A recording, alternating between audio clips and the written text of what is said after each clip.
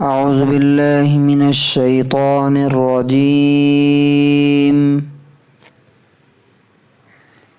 بسم اللہ الرحمن الرحیم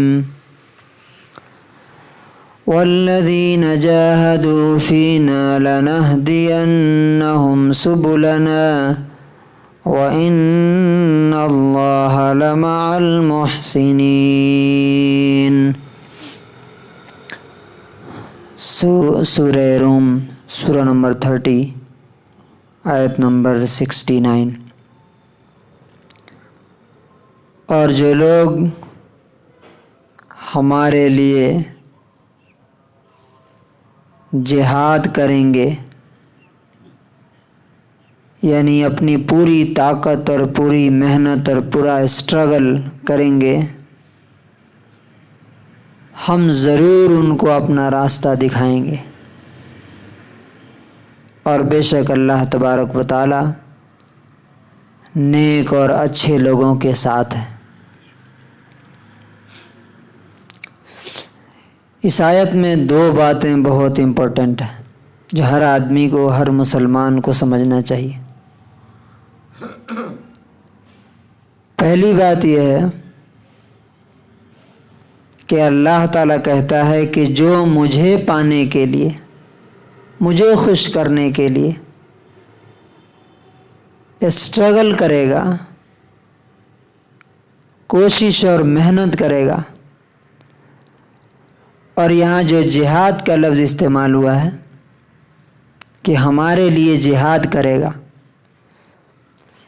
تو اس میں سب سے پہلا جہاد اپنے نفس اور اپنی خواہشات کے خلاف، ڈیزائرز کے خلاف، جو اس کو تباہ کرنے والی۔ مثلا انسان کے اندر ریا ہے، نیکی کرتا ہے تو تھوڑا لوگوں کو دکھانے کے لیے، یا دنیا میں بڑا بننا چاہتا ہے، تو اس کو روکے کہ نہیں، اللہ تعالیٰ اس چیز کو ناپسند کرتا ہے۔ اسی طرح سے انسان آرام چاہتا ہے، مشکل اور مشقت نہیں چاہتا، تو انسان اس کے خلاف جہاد کرے کہ نہیں، اللہ کی راہ میں ہمیں کوشش کرنی ہے۔ تو میرے لیے جو لوگ کوشش کریں گے، مطلب اپنے نفس کو برائیوں سے روکیں گے، اپنے نفس کے خلاف لڑیں گے۔ نمبر 2، اگر میری راہ میں کوئی فیملی کا کوئی آدمی آتا ہے تو اس کو بھی ہٹا دیتے ہیں کہ نہیں، ہمارے اور خدا کے بیچ میں کوئی دوسرا نہیں آ سکتا۔ اس لیے کہ یہ بات جس آدمی کو سمجھ میں آ جائے کہ ایک طرف پوری کائنات ہے، پورا یونیورس ہے، اور ایک طرف اس کا بنانے والا اور اس کا مالک ہے، کون چاہیے اسے؟ دونوں میں سے کیا چاہیے؟ ایک طرف مالک ہے اور ایک طرف غلام ہے، کس کی خوشی چاہیے اسے؟ تو ہمارے لیے لڑنے کا مطلب اپنے نفس سے لڑتے ہیں، سوسائٹی سے لڑتے ہیں اگر ضرورت پڑے تو، اور اللہ کے دشمنوں سے۔ تو اللہ تعالیٰ کہتا ہے لَنَهْدِيَنَّهُمْ سُبُلَنَا، ہم ضرور ان کو اپنا راستہ دکھائیں گے، ضرور ان کو راستہ دکھائیں گے۔ اس میں دیکھیے کبھی کبھی ایسا ہوتا ہے، انسان نیت کرتا ہے، آگے بڑھتا ہے، پھر گر جاتا ہے۔ انسان کوشش کرتا ہے کہ نماز ویسی ہونی چاہیے جیسی اللہ چاہتا ہے، ہو نہیں پاتا، تو انسان ڈس اپوائنٹ ہو کر کے بیٹھ نہ جائے، نہیں، کوشش کرتا رہے۔ اگر اس کوشش میں بھی موت آ گئی تو بھی لَنَهْدِيَنَّهُمْ سُبُلَنَا کا وعدہ اللہ تعالیٰ کا۔ اب دیکھیے وہ سلمان فارسی رضی اللہ عنہ کا قصہ آپ نے سنا ہوگا، کیسے اللہ، ان کے دل میں نیت تھی۔ ان کا باپ جو ہے، معلوم آپ لوگوں کو ان کا کہانی، ان کا باپ جو ہے نا آگ کا پجاری تھا، آگ کو خدا مانتے ہیں جو لوگ، اور وہ پورے شہر کا رئیس، مالدار تھا، وہ لیڈر، مذہبی رہنما۔ تو ان کو ایک ہی بیٹے تھے، ان کو بہت پیار سے گھر میں رکھتا تھا، باہر نہیں نکلنے دیتا تھا۔ ایک دن کسی کام سے بھیجا تو یہ گئے، جا کر کے راستے میں جا رہے تو دیکھا عیسائیوں کا چرچ،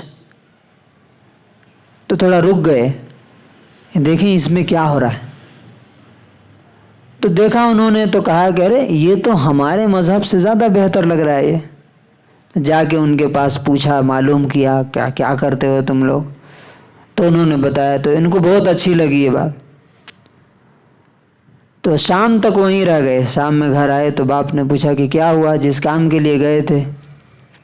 تو کہا وہ کام تو نہیں ہوا، ایک دوسرا کام ہوا بہت اچھا، کہ ہمارے مذہب سے زیادہ اچھا مذہب مل گیا ہمیں۔ تو اس نے بہت ڈانٹا باپ نے اور کہا کہ خبردار اب نکلنا نہیں، اور ہاتھ پیر باندھ دیا، گھر میں ڈال دیا کہ یہ کیا بولتے ہیں، بے دھرم نہ ہو جائے، دین بدل نہ دے۔ تو انہوں نے معلوم کیا کہ یہ جو نیا مذہب میں نے دیکھا اس کا سینٹر کہاں ہے؟ تو لوگوں نے بتایا کہ ملک شام میں، سیریا میں۔ تو کہا کہ وہاں سے اگر کوئی آئے تو مجھے بتانا۔ تو وہاں سے ایک قافلہ آیا، لوگوں کا ایک گروپ آیا، تو لوگوں نے ان کو بتایا، اور انہوں نے اپنے ہاتھ کی بیڑیاں کاٹ کر کے، پیر کے ہاتھ پیر کے سب کاٹ کر کے رات میں ہی نکل گئے، وہ پوری دولت، پورا مال سب چھوڑ کر کے کہ وہاں چلتے ہیں خدا کو پانے کے لیے۔ وہاں گئے تو ایک چرچ میں رہے، کچھ دن کے بعد اس پریسٹ جو ہوتا ہے نا اس کا انتقال ہو گیا، تو لوگ آئے، تو اس نے کہا کہ انہوں نے کہا کہ تم لوگ اس کی کیا تعریف کر رہے ہو، بہت خراب آدمی تھا یہ، تم جو لاتے تھے نا سب دیکھو، وہاں جگہ بتایا انہوں نے پوچھا کہ کیسے تم کو معلوم؟ تو کہا کہ دیکھو تم جو لاتے تھے وہ غریبوں کو نہیں دیتا تھا، وہ جمع کر کے ادھر تجوری میں رکھا۔ تو جا کے گئے تو واقعی دیکھا کہ وہاں بہت بڑا سونے چاندی کا خزانہ ہے، تو لے جا کر کے اس کو پھینک دیا، اس کی لاش کو ویسے ہی جلا دیا، اور اس کو دفنایا نہیں غصے میں۔ تو وہاں سے یہ چلے گئے دوسری جگہ، نصیبین ایک جگہ وہاں پہ، وہاں جو بندہ ملا اس کو وہ بہت نیک تھا، عیسائی دھرم پہ تھا، اس کے پاس رہے۔ تو جب وہ انتقال کرنے لگا تو پوچھا کہ کہاں جاؤں، اب کون ہے؟ تو اس نے ایک اور جگہ کا پتہ دیا کہ فلاں جگہ ایک ہے، وہ ہمارے اصلی دین پر ہے، وہاں چلے جا۔ وہاں گئے تو وہ بھی کچھ دن کے بعد جب مرنے لگا تو پوچھا کہ اب میں کہاں جاؤں؟ تو کہا کہ اس بندے نے کہا کہ اب ہمارے مذہب میں کوئی بھی اچھا آدمی نہیں ہے، سوچیے میرے علم میں اب جو ہے عرب میں ایک نبی آنے والا ہے، تم کوشش کرو کہ وہاں چلے جاؤ۔ تو یہ آ رہے تھے جب تک کسی نے ان کے قافلے پر حملہ کیا اور لوٹ لیا پورے قافلے کو، اور ان کو غلام بنا کے بیچ دیا۔ تو دیکھیے نیت کیسے کام کرتی ہے، وہ میں بتانا چاہتا ہوں کہ جب آپ کی نیت اگر صحیح رہے گی تو کہیں بھی بھٹکتے بھٹکتے بھٹکتے آپ کو اللہ تعالیٰ پہنچا دے گا۔ تو جس آدمی نے لوٹا، اس کو مدینے کے ایک آدمی کے، ایک یہودی کے ہاتھ سے بیچ دیا۔ اب وہ لے کر کے آیا، وہاں اس کی غلامی کرتے رہے۔